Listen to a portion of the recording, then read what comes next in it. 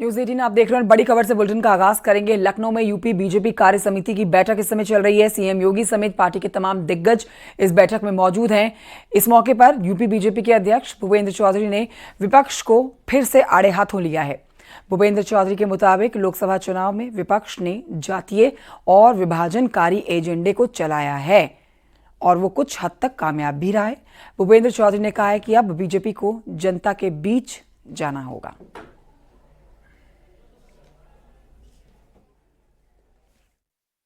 Samajwadi party और Congress party जैसे परिवारवादी लोग, जातिवादी लोग ने भ्रम में अफवाह फैलाकर प्रदेश की जनता को जातीय आंकड़ों में बदलने का प्रयास किया और अल्पसंख्यक मतदाताओं का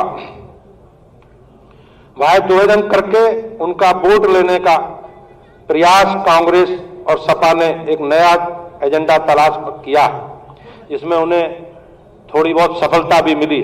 हमारे लिए अब बड़ी चुनौती है कि हम सभी कार्यकर्ताओं को जनता के बीच में जाकर युद्ध स्तर पर विपक्ष के विभाजनकारी षड्यंत्रों को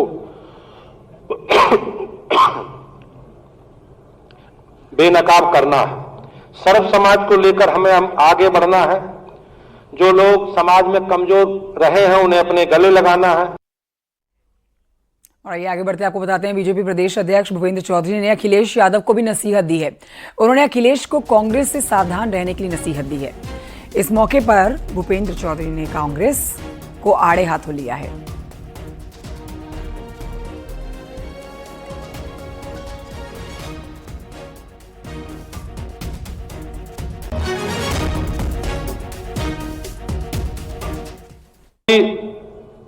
मैं आपको सावधान कर रहा हूं कि कांग्रेस भस्मासुर है और बहुत ही जल्दी आपको ठिकाने लगाने का काम करेगी।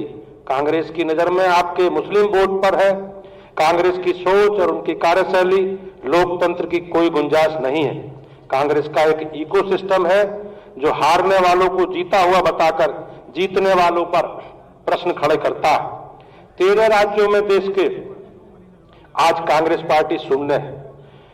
कांग्रेस पार्टी जहां भी जीतती है वह अपने वोटों से नहीं जीतती, बल्कि दूसरे दलों के समर्थन से, सहयोग से जीतती है।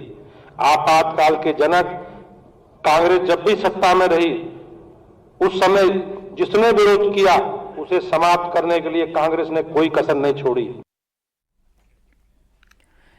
भूपेंद्र चौधरी ने कहा है कि हम सब मिलकर संकल्प लें कि आगामी 10 विधानसभा सीटों पर होने वाले उपचुनाव में 100% विजय हासिल करेंगे।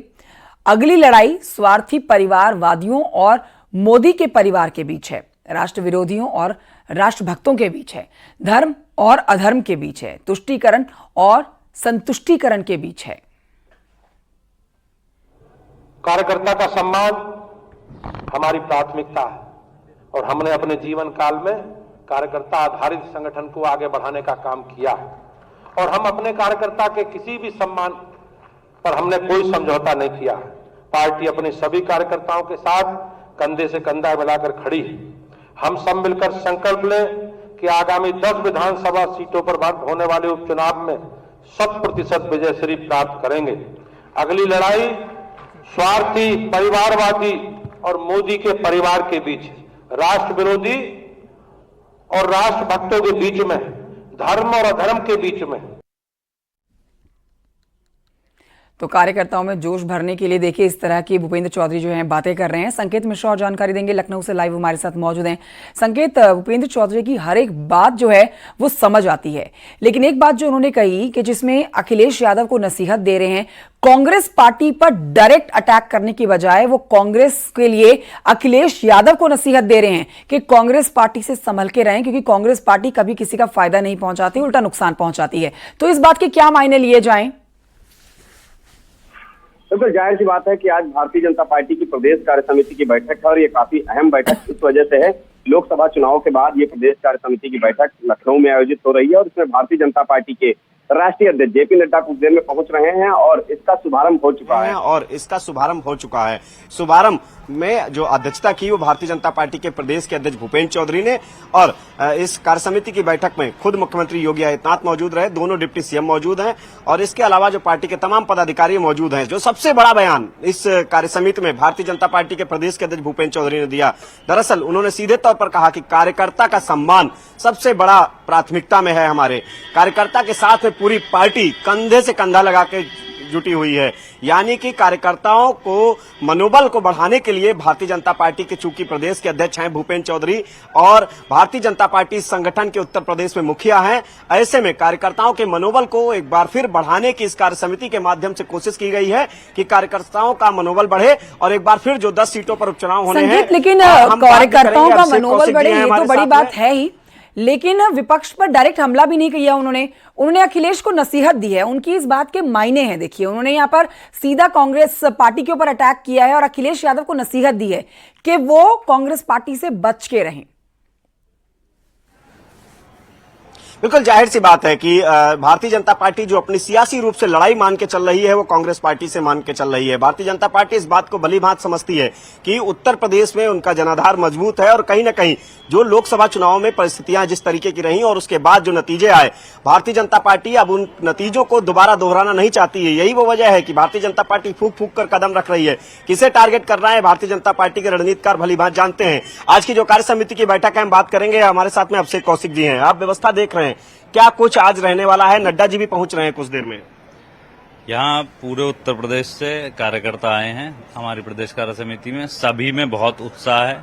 हमारे प्रदेश के अध्यक्ष माननीय भूपेंद्र जी, माननीय योगी आदित्यनाथ जी, हमारे देश के प्रधानमंत्री मोदी जी की नीतियों को कार्यकर्ताओं तक पहुंचाने के लिए, उनमें जोश भरने के लिए उनका उद्बोधन होगा। थोड़ी देर में हमारे नेता राष्ट्रीय अध्यक्ष हमारे जेपी नड्डा जी यहाँ पहुंच रहे हैं, जो कि यहाँ एक पेड़ देश के नाम एक पेड़ माँ के नाम अभियान में यहाँ पर एक पेड़ लगाकर उसकी शुरुआत भी करने वाले हैं और सभी कार्यकर्ताओं को उनका उद्बोधन प्राप्त होगा। सभी में बहुत उत्साह है। बिल्कुल सभी में उत्साह है और जाहिर सी बात है कि भारतीय जनता पार्टी इस कार्य समिति ठीक है, बहुत शुक्रिया आपका जानकारी देने के लिए। लेकिन देखिए, भूपेंद्र चौधरी की इस बात के कई मायने हैं, क्योंकि जो अभी नतीजे सामने आए हैं विधानसभा उपचुनाव के देश भर में जो 7 राज्यों में हुए हैं उसमें कांग्रेस ने बेहतर प्रदर्शन किया है। इस लिहाज से भूपेंद्र चौधरी का यह बयान काफी मायने रखता है कि राज्य में अखिलेश यादव को सीधे टारगेट करने की बजाय वो कांग्रेस पार्टी के ऊपर कटाक्ष कर रहे हैं।